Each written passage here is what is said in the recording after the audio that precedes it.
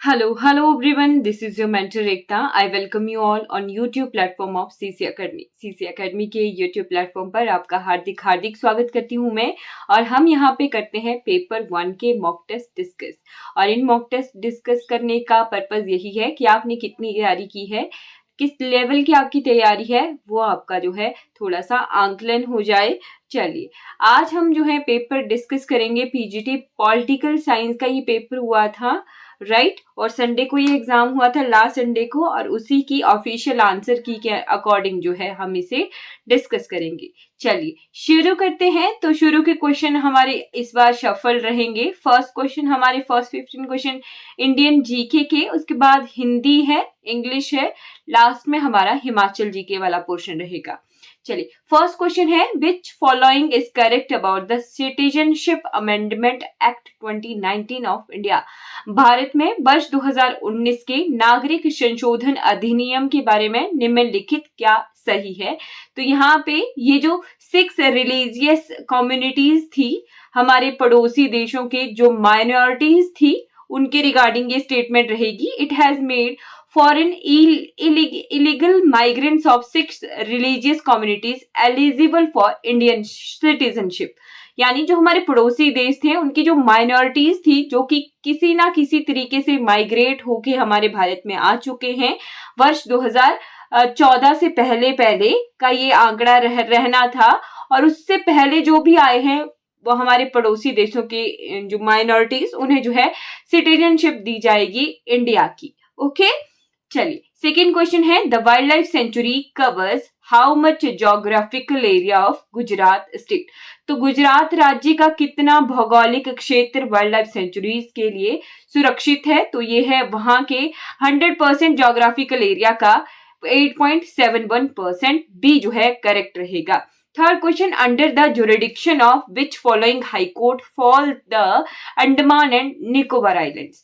तो ये जो है कौन से कोर्ट के अधिकार क्षेत्र में आते हैं अंडमान एंड निकोबार द्वीप समूह। मैं बार बार जब भी इंडियन जीके आपको करवा रही थी, राइट, जैसे वीडियोस में करवाया है, एकेडमी में क्लासेस में करवाया है, तो साथ साथ में जब हम केरला का हाई कोर्ट पढ़ते हैं तो उसकी जुरिडिक्शन कहाँ तक है, लक्षद्वीप आइलैंड्स पर है। और ऑफिशियल लैंग्वेज कौन सी है, मलयालम है। वैसा ही सेम यहाँ कलकत्ता हाई कोर्ट का है। कलकत्ता हाई कोर्ट की जुरिडिक्शन कहाँ तक है, अंडमान एंड निकोबार आइलैंड्स की है। और इसकी ऑफिशियल लैंग्वेज भी कई बार पूछ ली जाती है, तो वो बंगाली है। यहाँ पे तो जुरिडिक्शन हाई कोर्ट की पूछी है। कई बार जो है इस तरीके से भी पूछ लेते हैं कि अंडमान एंड निकोबार की ऑफिशियल लैंग्वेज कौन सी होगी। तो अगर जुरिडिक्शन कलकत्ता की हाई कोर्ट की है तो फिर ऑफिशियल लैंग्वेज बंगाली होगी। ऑब्वियस क्वेश्चन है ये, और बहुत अच्छा ये क्वेश्चन है। डी ऑप्शन इसका करेक्ट रहेगा। 4 तरीके के क्वेश्चन हमने यहाँ पे डिस्कस किए हैं, और इनमें से कोई ना कोई एग्जाम में आया ही होता है या आने की पॉसिबिलिटी हो सकती है। Fourth question, which following constitutional amendment of India Sikkim has been admitted into the Union of India as a state। तो निम्नलिखित किस संवैधानिक संशोधन द्वारा सिक्किम को राज्य के तौर पर भारतीय संघ में शामिल किया गया है। तो ये है 36th अमेंडमेंट, 36वां संविधान संशोधन है ये। उसके तहत सिक्किम को पूर्ण राज्य का दर्जा दिया गया था और भारतीय संघ में ये मिलाया गया था। Fifth question, identify the correct rank of India in the sustainable development goal index 2021। तो 2021 का सस्टेनेबल एसडीजी इंडेक्स के गोल में भारत का क्या रैंक रहा है वो पूछा गया है।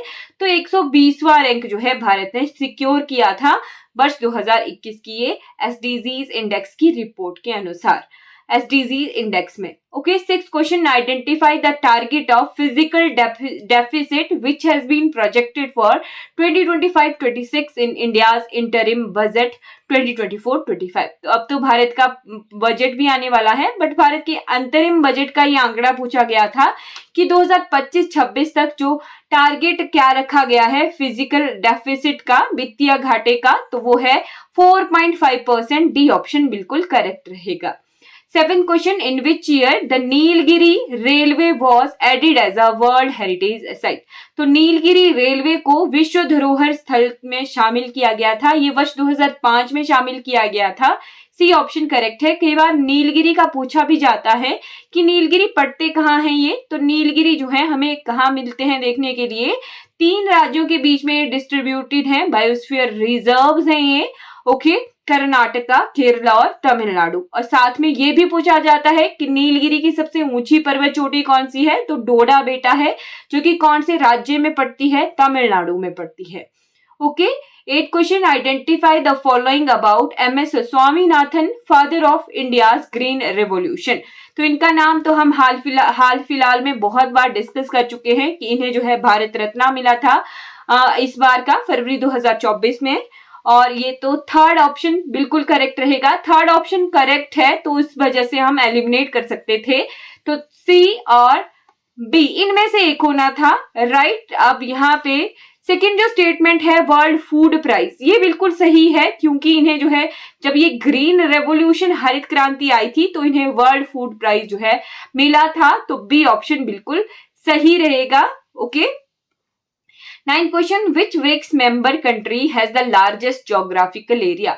तो ब्रिक्स के क्वेश्चन बार बार रिपीट हो रहे हैं। ब्रिक्स में पहले 4 मेंबर थे 2009 में, 2010 में इसमें एस जुड़ा, साउथ अफ्रीका जुड़ा, और अभी कुछ एक देश जो हैं 2021 से लेके 23 तक 3-4 देश जुड़े हैं। उनके नाम हम बहुत बार डिस्कस कर चुके हैं कि कौन कौन से ऐसे देश हैं, राइट, जो ब्रिक्स में शामिल हुए हैं। आपने कमेंट सेक्शन में बताना है, बहुत सारे पेपर्स में, मॉक टेस्ट में हम ये डिस्कस कर चुके हैं।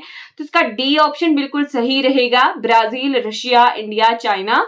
साउथ अफ्रीका में से रशिया का जो ज्योग्राफिकल एरिया है वो बहुत बड़ा है, सबसे बड़ी कंट्री है, हमें पता ही है, तो डी ऑप्शन बिल्कुल सही रहना था इसका। 10th question, the Nobel prize 2023 was awarded to Nargis Mohammadi as an activist of country. तो ये सेम क्वेश्चन हम लास्ट कोई पेपर जो इंग्लिश का डिस्कस कर चुके थे उसमें भी आया था, इसमें भी आया है। जस्ट यहाँ पे थोड़ा सा हेर फेर है, वहां पे नरगिस मोहम्मदी का नाम नहीं था, बट यहाँ पे नरगिस मोहम्मदी का नाम साथ में दिया है। एक्टिविस्ट दिया है वहां पे एन ईरानियन एक्टिविस्ट, इस तरीके से ऑप्शन आया था, और यहाँ पे डायरेक्टली कंट्री पूछी है तो बी ऑप्शन सही रहेगा, ईरान में एक्टिवली काम किया इन्होंने शांति के लिए नरगिस मोहम्मदी ने, राइट, इसीलिए इन्हें जो है नोबेल पीस प्राइज 2023 से जो है सम्मानित किया, तो बी ऑप्शन बिल्कुल सही रहेगा। 11th question, in which following country is located the Angkor what, the largest religious structure in the world. तो ये जो अंकोर वाट टेम्पल्स हैं ये 8वें अजूबे के रूप में शामिल हो गए हैं, राइट, यानी वो 8th wonder of the world में शामिल हो गए हैं अंकोर वाट टेम्पल। और ये कौन से देश में है, तो कंबोडिया में है, सी ऑप्शन करेक्ट है। बहुत अच्छा ये क्वेश्चन था और इस क्वेश्चन के आने की पॉसिबिलिटी थी लगाई हुई कि ये आना ही आना है, तो पॉलिटिकल साइंस में ही आया, तो सी ऑप्शन करेक्ट है, अंकोर वाट करेक्ट है, Cambodia. 12th question, identify from the following which is the world radio day. विश्व रेडियो दिवस कब मनाया जाता है, 13 फेब को मनाया जाता है, ये ऑप्शन करेक्ट है। 13th question, when was the Kyoto convention held for reducing harmful emission. तो ये 1997 में हुए थे, क्योटो प्रोटोकॉल के नाम से हम काफी बार इन्हें जानते हैं। हाँ बिल्कुल, सी ऑप्शन 1997 सही रहेगा। Identify the prime minister of South Africa who was the architect of apartheid to tighten up control over blacks. दक्षिण अफ्रीका के प्रधानमंत्री की पहचान कीजिए जिसने काले रंग के लोगों पर अधिक कड़ा नियंत्रण रखने के लिए रंग भेद नीति बनाई थी। तो ये किसने बनाई थी, एच वेरवॉर्ड इनका नाम है, बी ऑप्शन बिल्कुल सही रहेगा। 15 क्वेश्चन, टेनिस के काफी क्वेश्चन आ रहे हैं, रिपीट हो रहे हैं। नोवाक जोकोविच का ये नाम है और इनके बारे में हम काफी बार डिस्कस भी कर चुके हैं अपने करंट अफेयर्स में। इन्होंने 24th ग्रैंड स्लैम टाइटल जो है अपने नाम हासिल किया है, ये कौन से उसका था, तो यूएस ओपन 2023 का, डी ऑप्शन करेक्ट है। चलिए अब 10 क्वेश्चन हिंदी के देखते हैं। यशस्वी शब्द में निम्नलिखित में कौन सा स्त्रीवाची प्रत्यय लगेगा। तो यशस्वी जो है एक पुल्लिंग शब्द है, इसका स्त्रीलिंग बनाना हो तो कौन सा प्रत्यय लगा सकते हैं, यशस्विनी, है ना, इनी प्रत्यय, सी ऑप्शन करेक्ट है। वह शब्द चुनिए जिसमें अव उपसर्ग का प्रयोग नहीं हुआ है। तो अव शब्द का उपयोग यहाँ पे अवा है ना, अवाक, ये ऑप्शन बिल्कुल सही है। अवदान, अवरोध, अवगुण, इन सभी में अब उपसर्ग है, बट अवाक में अवा है, राइट। फिर है तुम्हें घनिष्ठ मित्र आजकल दिखाई नहीं देते, इस वाक्य में विशेषण क्या है? तो घनिष्ठ है, सी ऑप्शन करेक्ट है, घनिष्ठ मित्र, घनिष्ठ। ठीक। गुरुजी के लिए शरबत लाओ, तो संप्रदान के लिए है ना, रेखांकित कारक ही पूछा है, तो संप्रदान होगा। हाँ बिल्कुल सही, संप्रदान ही है, सी ऑप्शन करेक्ट है।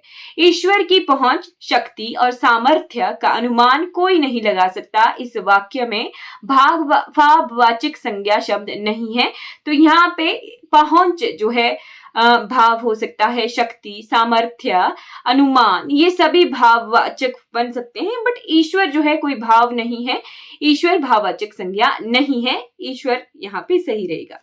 ओके। काशी हिंदू विश्वविद्यालय की स्थापना का श्रेय महामना को दिया जाता है, तो महामना कौन थे आप कमेंट सेक्शन में बताइएगा जरूर। काशी हिंदू विश्वविद्यालय की स्थापना जिन्होंने करवाई थी, महामना, किन्हें, महामना नाम से किन्हें जाना जाता है, आप कमेंट सेक्शन में बताइएगा। रेखांकित पद संख्या का भेद है, तो यहाँ पे पर्टिकुलर एक व्यक्ति की बात की जा रही है, इसीलिए व्यक्तिवाचक संज्ञा है, डी ऑप्शन करेक्ट है। आप कमेंट सेक्शन में जरूर बताएंगे कि महामना के नाम से किन्हें जाना जाता है।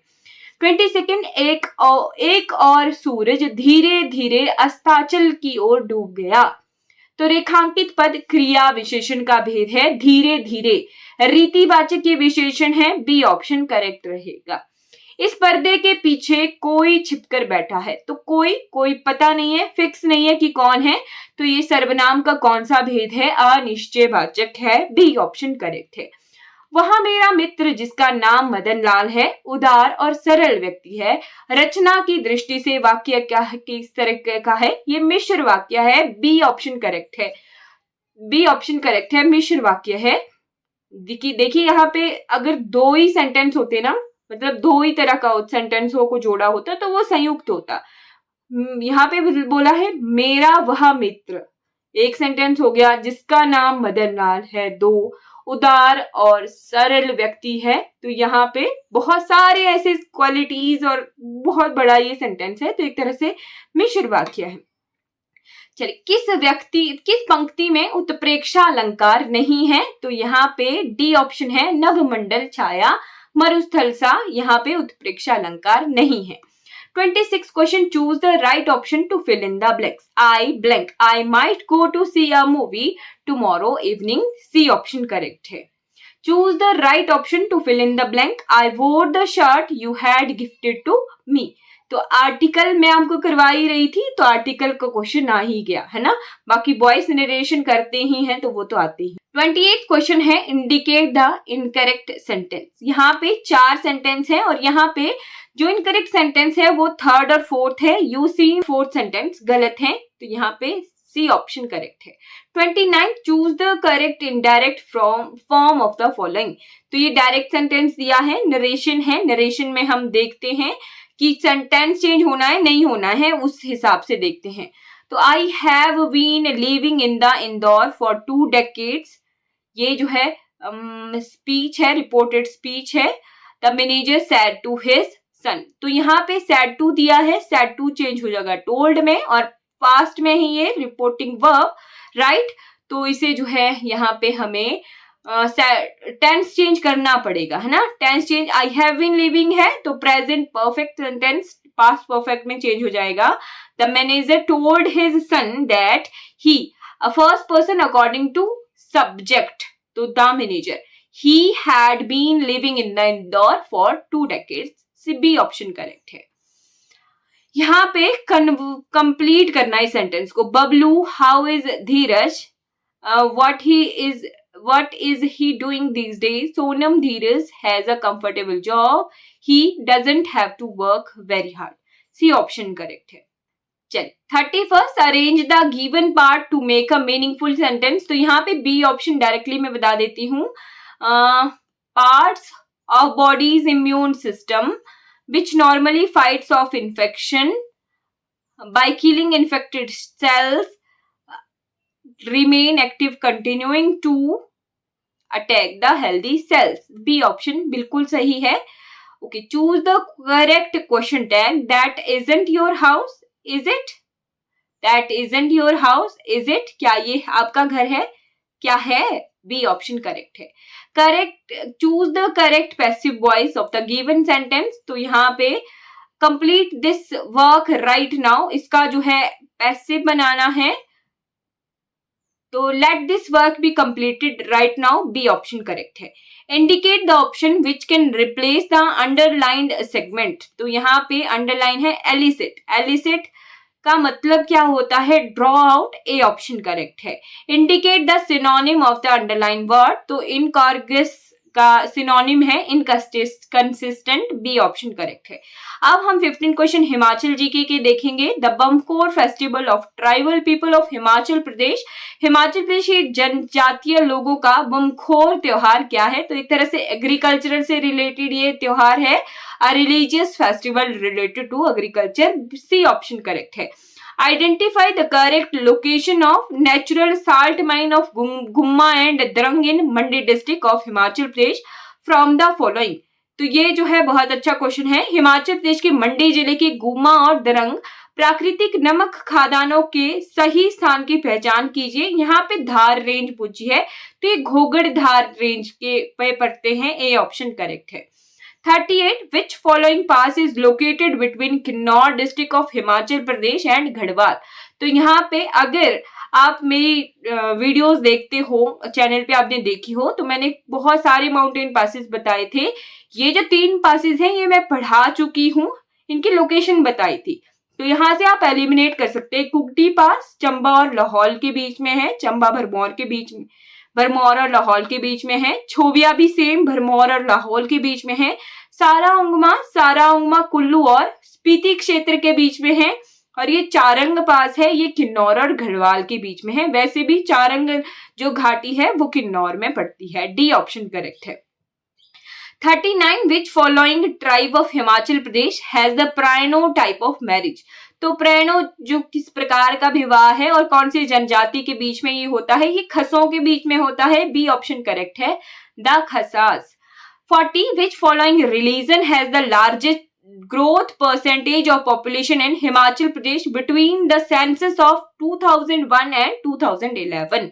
वर्ष 2001 और 2011 की जनगणना के बीच हिमाचल प्रदेश में किस निम्नलिखित धर्म का विकास प्रतिशत सबसे अधिक था? तो वो ईसाई धर्म का रहना था, डी ऑप्शन क्रिश्चियनिटी जो है बिल्कुल सही है। 41st in which following financial year Himachal Pradesh spent more money on social services as per its budget 2023-24। Himachal Pradesh budget 2023-24 के अनुसार समाज सेवाओं में निम्नलिखित किस वित्तीय वर्ष में सबसे अधिक धन खर्च हुआ है? तो ये जो हमारा 2023-24 का फाइनेंशियल ईयर रहा था, इसी में ही सोशल सर्विसेज में सबसे ज्यादा जो है फाइनेंस जो है वित्तीय खर्चा हुआ था। वो किस वजह से? प्राकृतिक आपदा आने की वजह से जो है सबसे ज्यादा सोशल सर्विसेज में मनी को हमने खर्च किया था, तो सी ऑप्शन करेक्ट है। 42nd how much percentage of Himachal Pradesh literacy rate in 2011 was higher than the national average. तो यहाँ पे आपको पता होनी चाहिए नेशन की, भारत की लिटरेसी रेट और हिमाचल प्रदेश की लिटरेसी रेट, दोनों को आप जो है डिफरेंस निकालते तो वहां से आप निकाल सकते थे 8.8% जो है, डी ऑप्शन बिल्कुल सही रहेगा। 43 the Janani Suraksha Yojana in Himachal Pradesh is a scheme meant for institutional delivery in government hospital for. Himachal Pradesh के सरकारी अस्पतालों में संस्थागत शिशु जन्म की जननी सुरक्षा योजना किनके लिए है? तो BPL, scheduled caste, scheduled tribe women, इन तीनों ही कैटेगरीज के लिए जननी सुरक्षा योजना जो है हिमाचल प्रदेश में जो है प्रोवाइड की जाती है महिलाओं को जिनकी डिलीवरी जो है गवर्नमेंट हॉस्पिटल में होती है। 44 identify from among the following the correct date of implementation of Mukhyamantri Shagun Yojana in Himachal Pradesh. Same question English में भी रिपीट हुआ है। वहां पे 1 अप्रैल 2021 में ये शुरू हुई थी मुख्यमंत्री शगुन योजना, ए ऑप्शन करेक्ट है। चलिए 45th question how much amount has been sanctioned for Himachal Pradesh under the 15th finance commission for financial year 2023-24। 15वें वित्त आयोग ने हिमाचल प्रदेश के वित्तीय वर्ष 2022-23 के लिए कितनी राशि की स्वीकृति दी है? तो ये दी है 329 rupees crore, B option correct रहेगा। 46 the number of farmer benefited up to December 21 दिसंबर 2022 to promote commercial floriculture farming in Himachal Pradesh. Himachal Pradesh में 21 दिसंबर 2022 तक कितने किसान वाणिज्यिक पुष्प संबंधित कृषि को प्रोत्साहन देने के लिए लाभान्वित हुए हैं? तो ये लगभग 266 फार्मर, डी ऑप्शन करेक्ट रहेगा। The total number of gram panchayat up to 2021 in Himachal Pradesh was वर्ष 2020-21 तक हिमाचल प्रदेश में ग्राम पंचायतों की संख्या थी 3615, बी ऑप्शन करेक्ट है। और ये क्वेश्चन रिपीट हुआ है जी, पीजीटी एग्जाम में ये क्वेश्चन रिपीट हो गया है। पहले भी किसी पीजीटी एग्जाम में मैं ये क्वेश्चन पढ़ा चुकी हूँ। 3615 पंचायतें हिमाचल प्रदेश में थी, राइट। फिर है 48 question, identify from the following the number of medals which Himachal Pradesh born in Khelo India youth games 2024। तो ये जो खेलो इंडिया 2024 यूथ गेम्स हुई हैं, हाँ, यहाँ पे हिमाचल प्रदेश को कितने मेडल्स मिले हैं ये पूछा है। बिल्कुल, तो ये लगभग 14 मेडल्स हैं, डी ऑप्शन करेक्ट है। 49 the rank of Kullu district of Himachal Pradesh in economic performance in district good governance index. तो यहाँ पे डिस्ट्रिक्ट गुड गवर्नेंस इंडेक्स में भी इकोनॉमिक परफॉर्मेंस का जो डाटा है वो पूछा गया है कि कुल्लू जिले को इकोनॉमिक परफॉर्मेंस यानी आर्थिक निष्पादन में कौन सा स्थान मिला था। तो ये 11th रैंक मिला था, सी ऑप्शन करेक्ट है। ओवरऑल कुल्लू को कौन सा जो है रैंक मिला था ये भी पूछा गया था, वो 8th रैंक था। और यहाँ पे इकोनॉमिक परफॉर्मेंस पर्टिकुलर जो है फील्ड पूछी गई है कि इस फील्ड में कुल्लू का कौन सा रैंक था। 50th और अंतिम question, on which following year the Mandi conspiracy took place in Himachal Pradesh. तो मंडी षड्यंत्र कब हुआ था जी? 1914-15 में हुआ था, राइट। बहुत इंपॉर्टेंट हिस्टोरिकल क्वेश्चन भी आया है। चलिए, यहाँ पर हम डिस्कस कर चुके हैं 50 क्वेश्चन। पीजीटी पॉलिटिकल साइंस का ये पेपर था और ऑफिशियल आंसर की के अकॉर्डिंग हमने डिस्कस कर लिया है। अगर आपको फिर भी कोई क्वेरी रहेगी तो आपने कमेंट सेक्शन में जरूर बताना है। और आशा करती हूँ ये वीडियो सीरीज आपके आने वाले एग्जाम्स के लिए बहुत बहुत हेल्पफुल हो और आपका आने वाला समय शुभ हो। Thank you so much for watching this video.